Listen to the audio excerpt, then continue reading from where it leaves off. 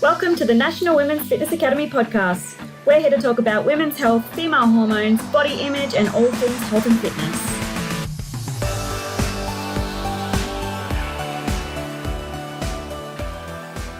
What is up, girls? Welcome back to another episode of the Women's Fitness Academy's podcast. For those who are new here, thank you so much for joining us. And we are so happy to have you here with us. I'm your host, Siggy, one of the WFA's educators and a women's online coach. Today, I've got Nikki. Nikki is, well, she's no longer a high school teacher. She's kind of like getting out of there, but she's also a coach. She used to do personal training, but now she's exclusively online. And she puts all her educational curriculum specifically for women who feel so overwhelmed with the information out there and bringing everything back to basics so they can achieve their goals. So, Nikki, welcome. Thank you. Thank you for that very flattering introduction as well. You're welcome. So, Nikki, let's start off first with your journey, because before we started even recording, we were talking a little bit about how it all started, how it's going. So, yeah, please tell our listeners. Yeah, sure. As you mentioned, I am a high school teacher as well. So I actually did my personal training certificates when I was a teacher, when I was pregnant with my eldest daughter, because I was just thinking, well, what can I do? I suppose it's fun and a bit of a side hustle, some pocket money when I had kids. So yeah, I had her and run mubs and bubs and small group sessions, one-on-one training. So all face-to-face. Pretty much get in there, do the workout, answer some ad hoc questions about nutrition. But to be honest, I didn't really know a lot.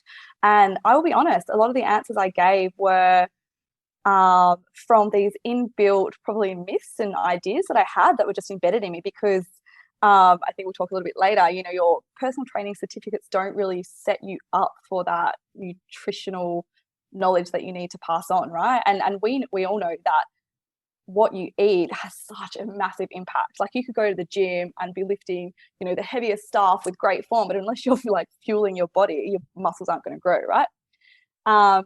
Anyway, so I did that for a couple of years, and then I kind of stopped because it became a little bit hard to balance with my two kids, the whole face-to-face thing. So I went back teaching for a bit, and just to be honest, a little bit disenchanted with it, because like I was saying, you have these moments where you go, wow, like I'm changing the world, you know. And I really love the pastoral care aspect of teaching. So the relationship, sitting down with the girls. No, you don't have to do that if your boyfriend says that. Why are you saying this about your body? Would you say that to your best friend? All of that sort of thing. But then like 95% of the time is built up with admin and marketing and phone calls, and it's hectic. So no, now I'm like, okay, well, maybe I can help people this way again. So I'm transitioning online. But in the last 2 or 3 years, I've done a lot of research and learning in regards to nutrition and training that has made massive impacts on my body. And I just feel so much more confident and be able to guide people rather than just be like, oh yeah, come on, right, let's do 10 sets. Go, you got it. Bam, bam, bam, bam, bam. Like, it's not just the exercise. There's so much else that comes into it that I feel a lot more confident now in sharing, I suppose. I love that. You also mentioned before we started recording that you're working with a mindset coach as well, and that would have been highly effective, not for yourself, but also for your clients. Oh my gosh, 100%. So I'm currently working with one, and I have worked with another one. I don't know if I'm allowed to share their what is it, handles or whatever. So one is Miss Mindset. She offers so much, so many free podcasts weekly, and they are honestly mind-blowing. Like you walk in there, you wake up and you're like, fuck yeah, I got this. This is before you listen to, can I swear? Yeah. So, like, you wake up and you're like, yeah, this is a good day, I'm rocking life, whatever. And then you listen to this podcast and you're like, oh, I feel even heaps better about myself. Like, I can do anything. So I worked with her, and I'm currently working with another girl called Nikki Casa. So she's at Nikki Casa, and she is also starting to teach a little bit about things more so not more related to clients. So the first part of my training with her has been about my habits and my limiting beliefs and my imposter syndrome, things like that. And now she's teaching me, obviously I can transfer that to clients, but she's also teaching me about things that I didn't even realize that I have experienced, like disordered eating, and it's just and strategies to deal with stress, and it's phenomenal, honestly. And then there's so much free resources out there. You know, you've had so many great people on your podcast talking about this stuff as well. Just 20 minutes, listen to a podcast, even zoom it up, you know, make it go faster if you want.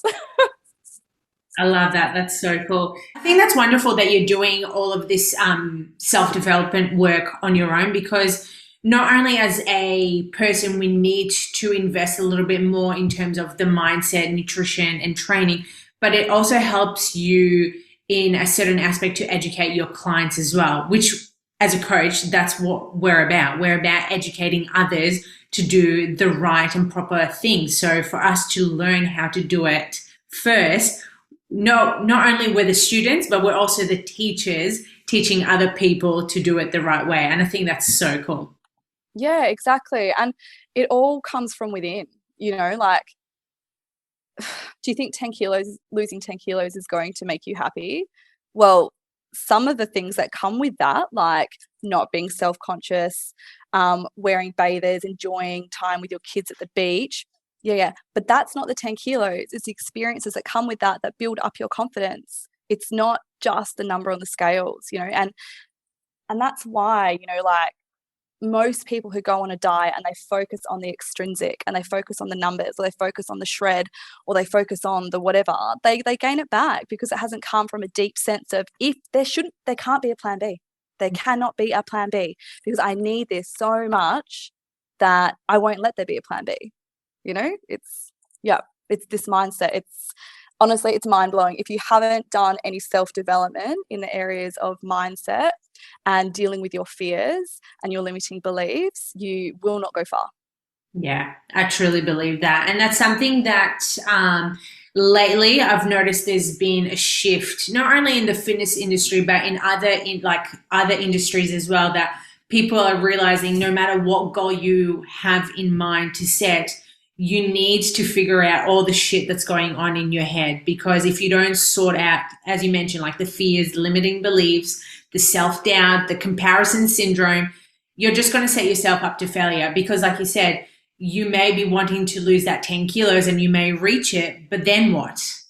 You know, do you rebound because you just don't know what to do next? So yeah, I truly believe that's something that is very impactful for our clients. In terms of the mindset side of things, what are you currently doing yourself to help you overcome those fears? I'm doing, do you mean like practices, I suppose? Yeah. I'm first of all, I'm very lucky that I've got a partner who is very open to discussing this stuff as well. And I understand that I'm quite privileged in that sense. Men tend to still be, a lot of them, very, you know, blink-haired, black and white, or we don't talk about feelings, or this woo-woo stuff. So having someone to bounce my ideas off and have someone to be able to boost me up, and my family as well, they're super, super supportive. So I used to hold back talking about this stuff because, what if I fail? Or they're going to go, oh, she's starting another business and blah, blah, blah, blah, blah. So I think if I put it down to a couple of things, personally, like on my own, I suppose I work on limiting beliefs. Whenever I have something like, why would people pay me when they can pay her? She's got 40,000 followers. Why would they pay me? Acknowledge it, then debunk it. Well, they will pay you because they pay her. She has proven that people can do this. You know, like, it's just logic. And that sounds very simple to do. I understand that. But one of the ways that I do that is by creating an evidence log. I've got a journal and I create an evidence log of all the things that I achieve. And it's like just boosting myself up whenever I feel shit about myself, or I question whether or not I can succeed, or question whether or not people are going to, you know, believe that I'm good enough to do this. I refer to that. And then I suppose when I'm around other people, it has taken me a very, very, very long time to stop saying, oh yeah, I'm a teacher and I'm trying to build up this like business on the side. because that's not what I want. Like, I have this business. That's where all my energy is going right now.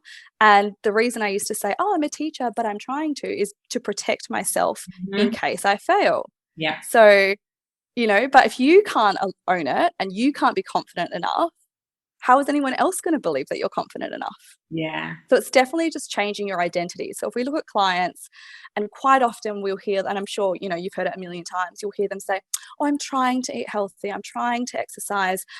I'm trying to get up earlier. I'm trying to XYZ. And it's like, well, don't make your identity as somebody who is failing.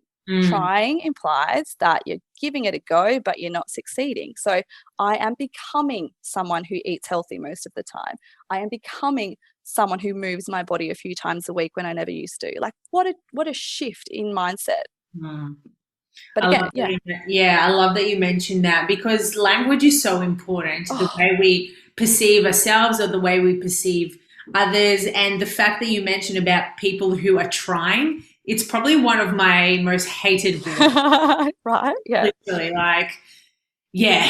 Well, when so many people say, "Oh, I'm trying to do this," it's like, no, you're not trying. Like, let's change the language. What are you scared of? What's stopping you? And I love the fact that you also are able to catch yourself when you're a teacher and you are wanting to become this online coach.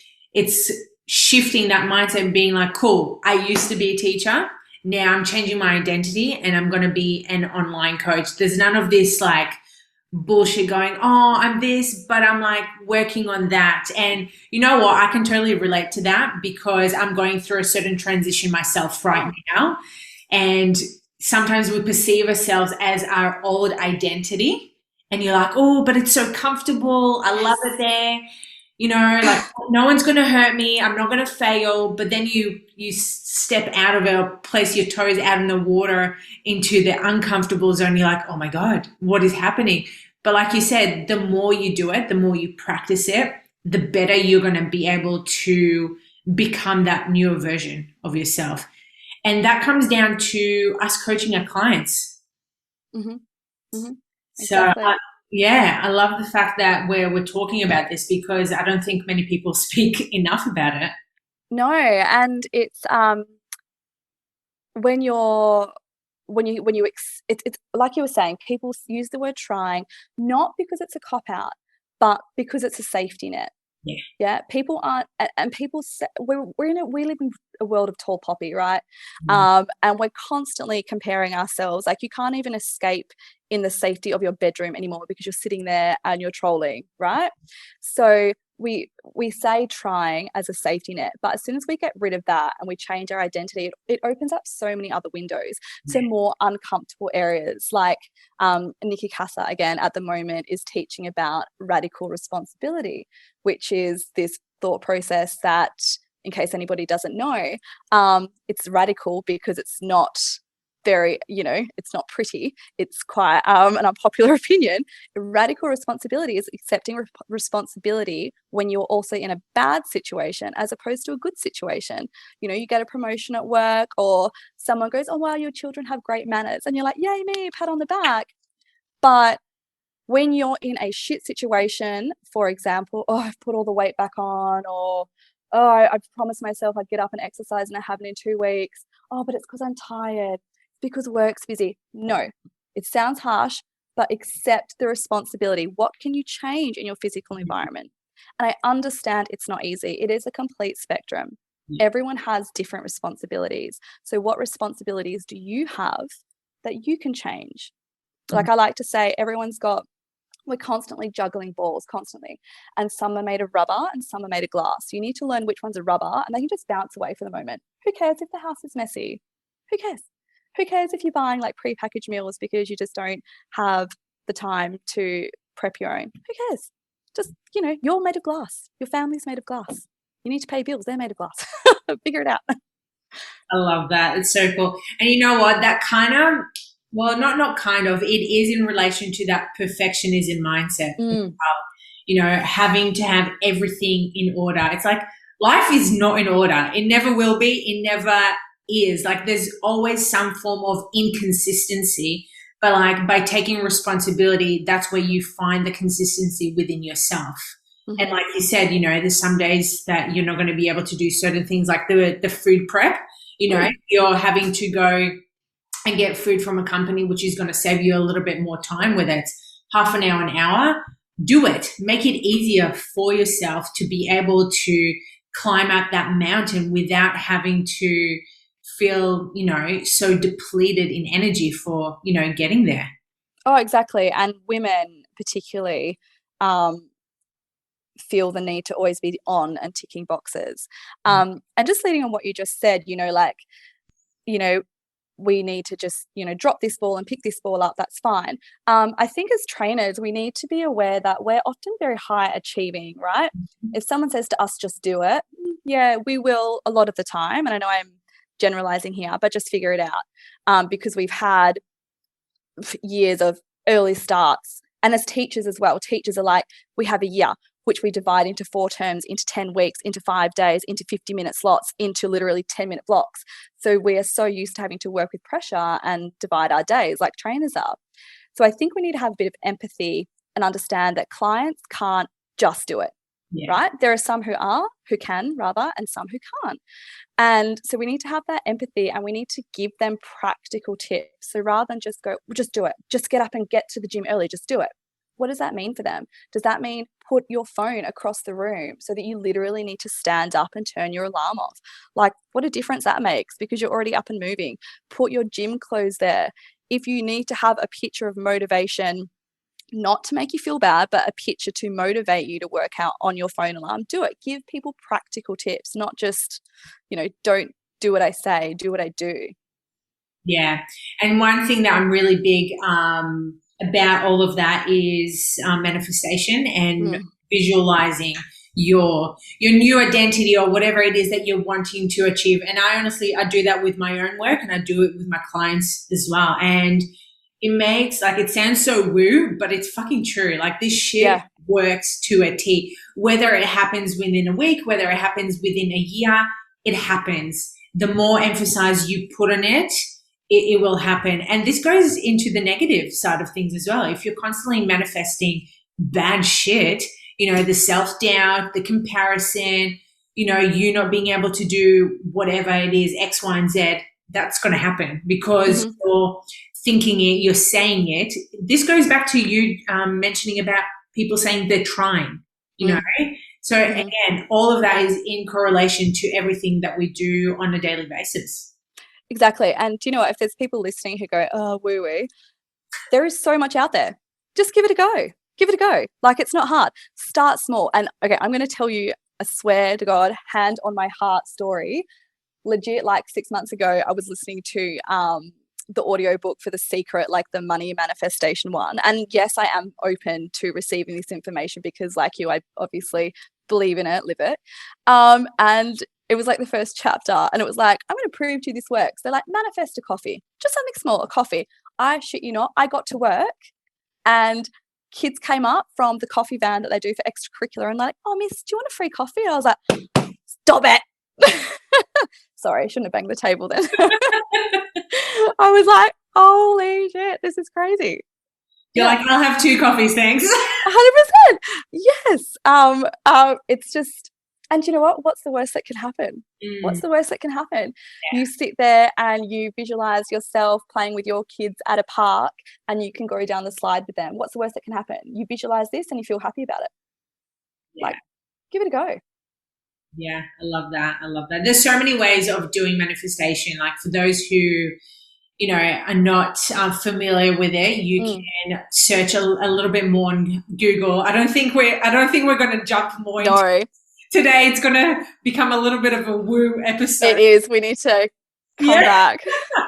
But if anyone is in, those who are interested a little bit more into manifestation, like, go and Google. There's heaps of information out there. But look for the law of attraction and the good websites. I can't think of the top of my head, but there's really good websites who give you steps of, you know, the practical way, like what is it that you're wanting, and then the visualization, like how it makes you feel, and then the practice, like what you actually need to do on a daily basis to achieve that goal. So while we're moving on, we were talking before about how you mentioned how personal trainers, once they get their certificates, Yep.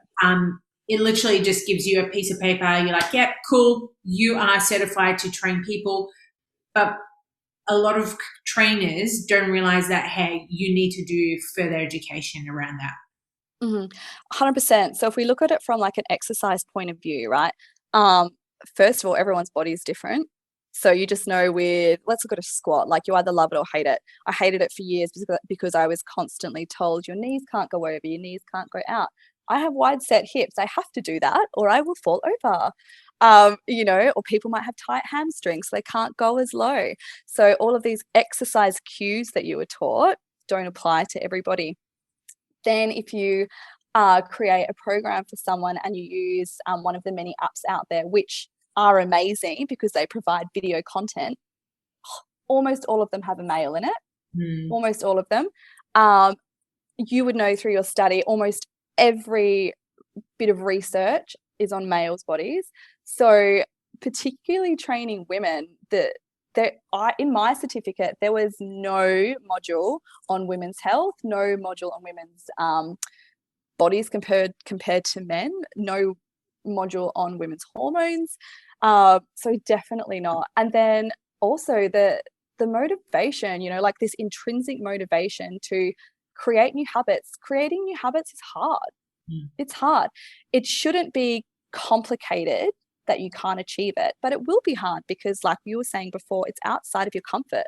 And there's nothing in there that teaches us to teach people how to step out of their comfort zone. And the days when it's hard, or you've been dieting for a month and then you're just over it, nothing's happening, I'm done. How do you get them back on track? It's not about the numbers, it's about what's inside.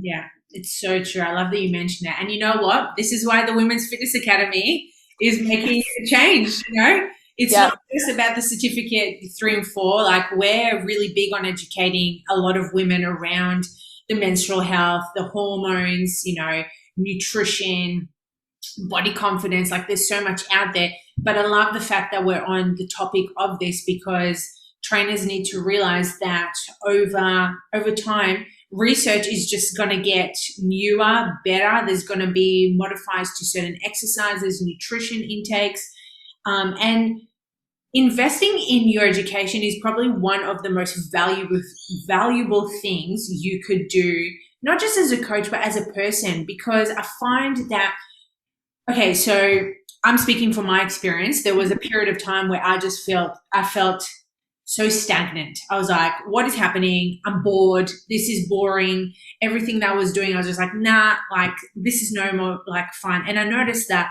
I wasn't further educating myself in the career that I was in. I was just comfortable. And when you get comfortable, what happens? You just stay the same, or it becomes more comfortable and you're just like getting all worried. So the beauty about, being within the health and fitness industry, there is a flora of information out there, and investing your time in educating yourself, as Nikki said, she's doing a lot of mindset work right now, but there's also nutrition, the fundamentals of training, like every coach, whatever you specialize in, like there's so much information out there that you can just continuously grow and evolve yourself as a person and help your clients. Exactly. And free education as well, and education designed to fit into our busy lives, like podcasts. Obviously we need to sense check a lot of the things that we read, but that might lead you down a rabbit hole of finding, reputable information. And I also think as well that when trialing things yourself as a trainer, like I know for myself, and I have listened to a lot of your guests talk about this, eating more, actually eating more, and going, wow, I know that I grew up constantly hearing, all over the news and magazines and adverts, diet this, fat-free that, blah, blah, blah, blah, blah. It was really, really, really, really hard to get past that and acknowledge that I probably will put on weight and feel a bit uncomfortable but in the long term, I'm going to gain muscle. And so I did all this research and learning about, obviously, if we're going to, use the bro term, like the bulk or the build. And I've done them for 2 years now. So I did one 2020 and then 2021, where you eat in a surplus, and holy shit, like I have trained for years. I have never, ever, ever seen my body change or my muscles grow as much as when I ate in a surplus. Yes, I gained some fat as well, but that's fine. Because obviously when you finish a surplus, you will go into a bit of a deficit to shed that little bit of fat. And underneath, like, holy moly, there was a lot there. And I've never moved up weights as fast. Like the whole, when you hear people say food is fuel, it really, really is. Honestly, like, you have to trust the process. And as trainers, we need to do the process ourselves as well. Like, how can we empathize with our clients or get them through the tough days if we haven't been there? And it also taught me as well that, well, one, obviously my body changed massively, but it taught me to look at food differently. No good food, bad food. I don't know who coined the terms soul food and whole food, but I've heard lots of people use it. Yeah. And just, like, so what? And this is what I do with my clients. Like, if they're trying to lose a bit of fat, factor in a treat every day. That way you don't feel guilty when you have it. You look forward to it. And also, every meal is separate. If you go out for breakfast and, you have a big, dirty, greasy brekkie, so what? Like, I used to be, oh, well, the day's messed up now, I may as well throw it out. No, every meal is separate. Yeah. And it taught me to look at food so differently, not be obsessed with it. Probably in hindsight now, I can see that prior to these processes, I did have a fair bit of probably disordered eating symptoms. Like, I would, if I had a massive dinner or went out or whatever, I'd probably try to not eat till lunchtime the next day. Like, red flags. Yeah. It's been shoved down your throat forever. Yeah, exactly. Yeah. Such a powerful conversation, seriously, because in terms of nutrition, I truly believe that all of us have been through some form of disordered eating. From a young age, I constantly witnessed people in my environment dieting. It was always about diet foods, diet this, low fat this, you have to look a certain way to be accepted, and it's ingrained into your subconscious, whether you realize it or not.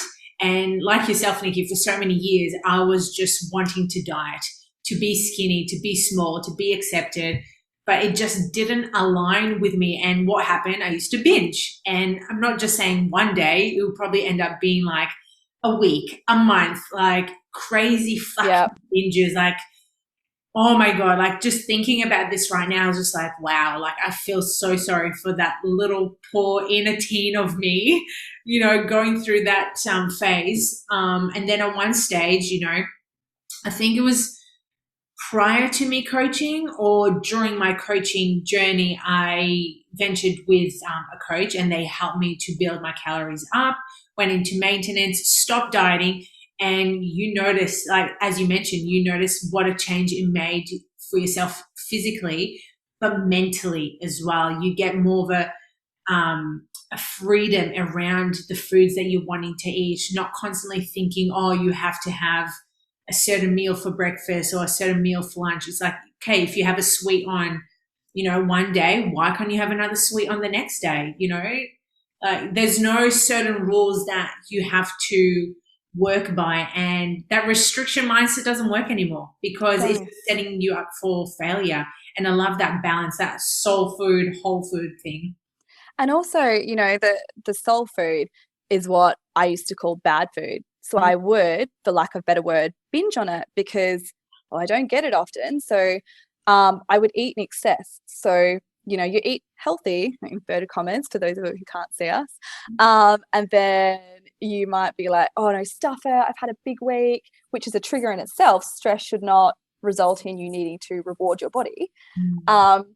These habits, but and then I would have this massive pasta and heaps of garlic bread and then dessert and then probably some Nutella out of the tub, and I would feel physically sick because I had this scarcity mentality around soul food, this scarcity mentality that, oh, I can't have it often, so I better have a lot of it now, you know. Probably how a lot of people felt on Christmas Day or around that period, you know, like, oh, this is a time to let go, and you feel gross, and you feel mentally gross because you feel like you failed or you're ashamed of yourself.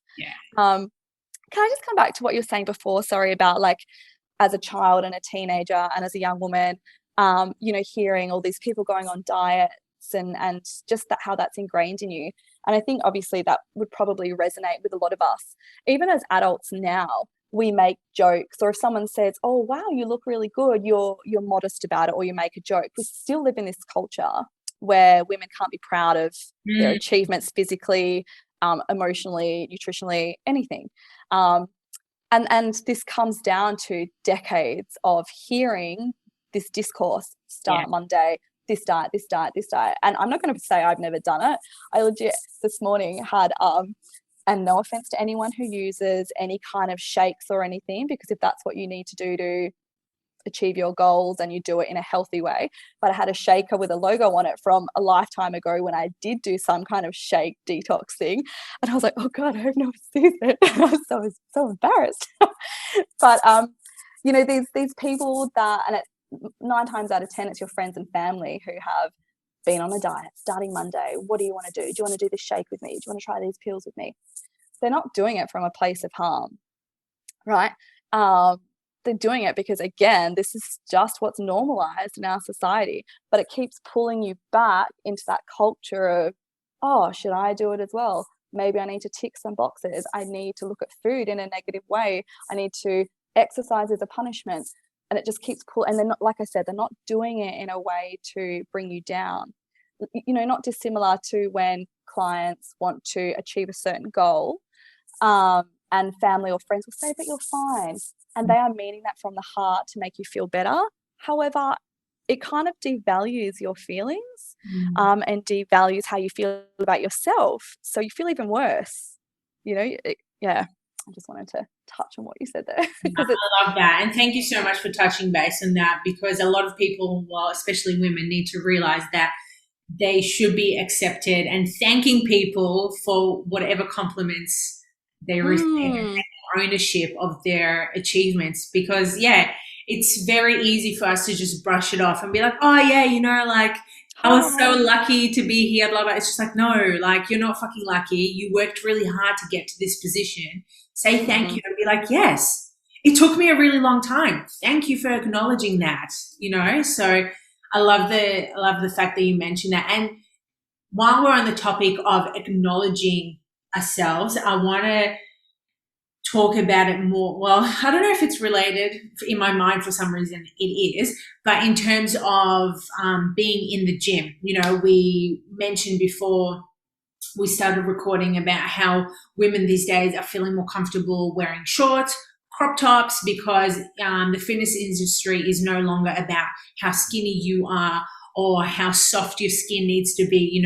We all naturally have cellulite, depending on your genetics, you might have it more than the average person. I know I have a fair bit on my legs, and that it is what it is, but I don't stop myself from wearing shorts. I'm not going to sit here and be like, oh yeah, it doesn't bother me. Fucking earth, it bothers me, but I'm not going to let it ruin my ability to be out and about wearing shorts or wearing skirts. What skirts? Well, we don't wear skirts in the gym. Just playing tennis. Yeah. Why am I thinking of skirts? Yeah, probably the tennis. Yeah. So in regards to that, I think this would be a cool topic for us to talk about. Yeah, and I think as trainers as well, like you said before, everyone genetically is different. And then obviously our food and exercises choices change how we physically look as well. I'm the same. I have quite a bit of cellulite. And even when I was at my leanest, I still had cellulite. It's just who I am. And obviously I want to preface this by saying that I am aware that I have what society would deem, an approved body shape or body size. So I am aware of my privilege here in saying this, and I don't want to upset anyone or make anybody think I'm not sympathetic if you are, obviously a larger woman as well. That's definitely not the intention here. Because I know some people are probably listening and going, oh, how would you know? You wouldn't know what it feels like to, feel like you've gone too far. And I completely understand that is how some people would feel. However, bringing back to it, everyone has insecurities. And I used to not post certain photos because obviously cellulite everywhere, especially like, oh my God, so gym downlights are the best for like showing that you looked jacked, but also show that you can't use the cellulite because it's like you win some, you lose some. But you just got to do it, because if you can't preach all this body confidence stuff if you're then going to censor yourself, right?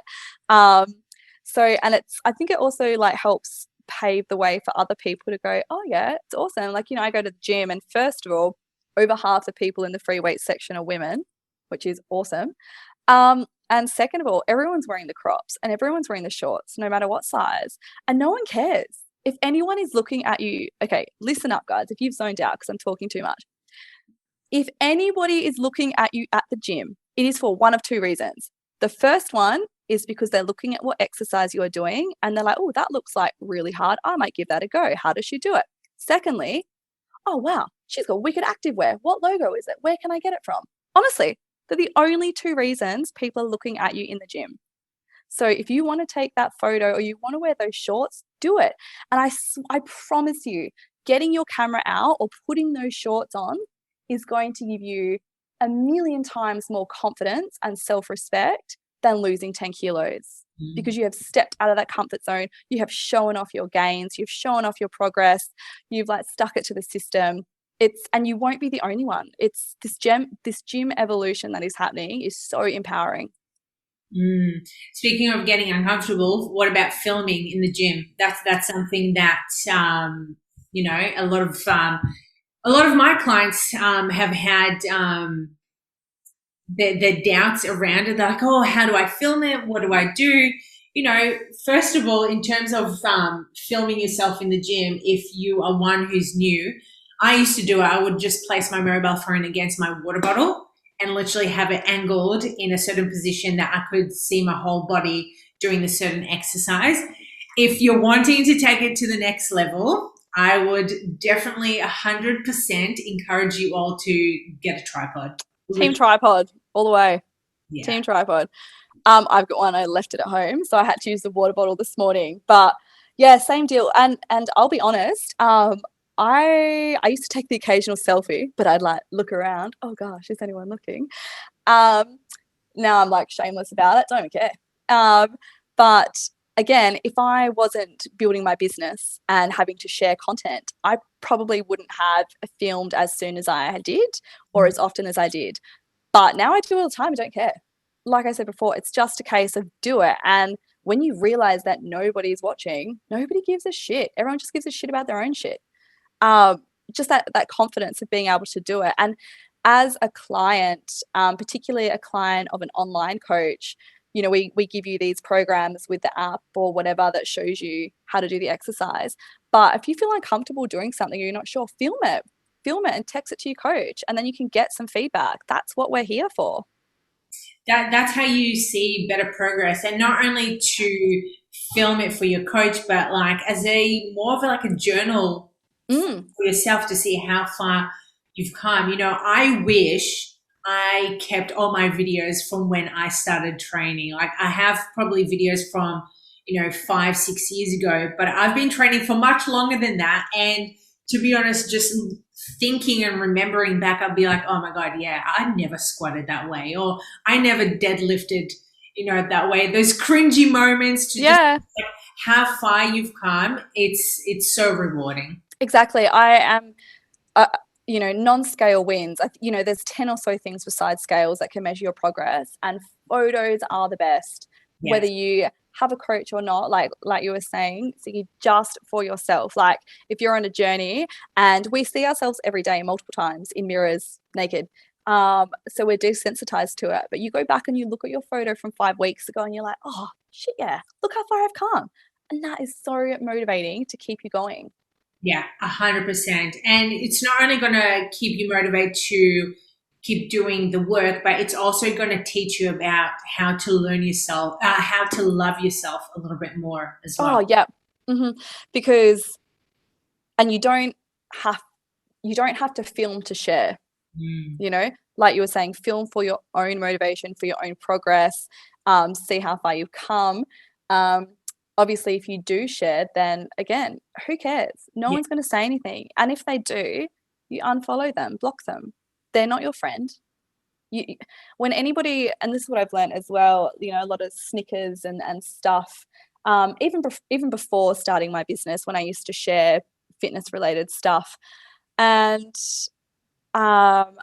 you just got to realize that comments from people, like, you know, if you imagine a rock, you can either choose to step over it or pick it up. You pick up the comments from the people who you value.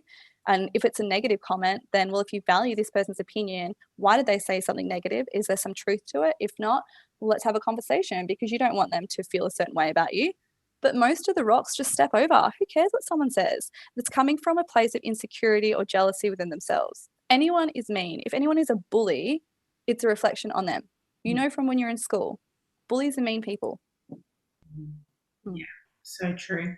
You don't have to deal with bullies anymore. You can literally just block, delete, erase, whatever it is, you know, you don't have to answer. And if they upset you, think you just want to wish them, you know, all the best. They're hurting. There's something bad in their life, and they just unfortunately don't know how to deal with it, and they're taking that anger out on you. But you also need to remember they're taking that anger because they're not happy. It has nothing to do with you. Exactly.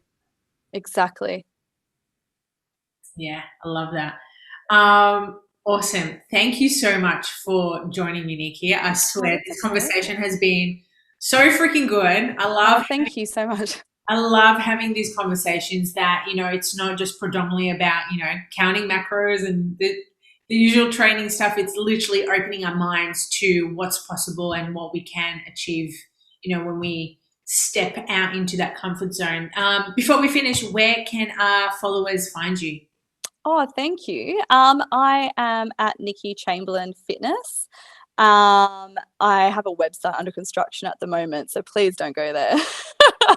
But yeah, on Instagram, at Nikki Chamberlain Fitness. I've also got free, obviously, because it's Facebook, a Facebook group. You don't have to be a client. It's called NCF Chats. So you can apply or invite yourself to it, and I'll approve it. It's just women only.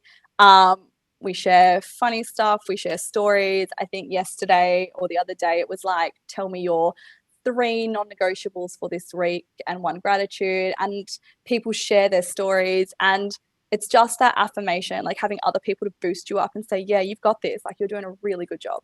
So I've got Instagram and then that Facebook group if you want to be part of a community of like-minded women who are non-judgmental and wear the shorts. Yes. And that's what we're all about, the non-judgmental comments, and then just starting to learn how to love yourself as well. Yeah, cool. Thank you so much for your time. Love it. Thank you. So, girls, if you enjoyed today's podcast, make sure that you recommend it, share it, screenshot it, and tag the Women's Fitness Academy. Till next time, take care and step out into that uncomfortable zone